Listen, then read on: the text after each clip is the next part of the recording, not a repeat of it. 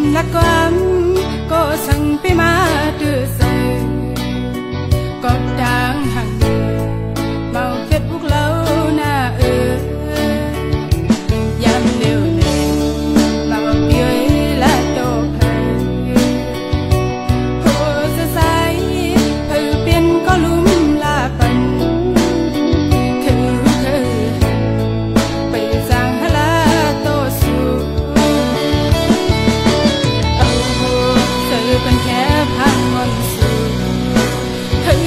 tham yêu trái bên màu thử và trái bên khó hơn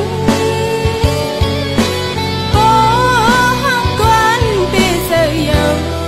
sân thượng mơ lấy hạt sùa bao này có nó là âm lấy lòng lòng sự yêu hắn có điều phê đơn su hành chấp hàng su sầm dò sầm máu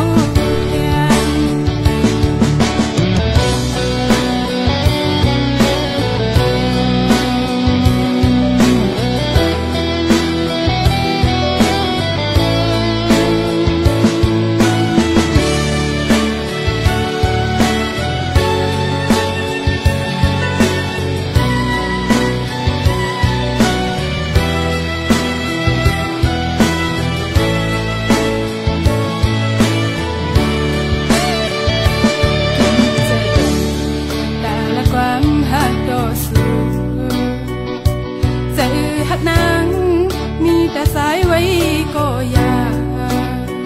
cô đang hắc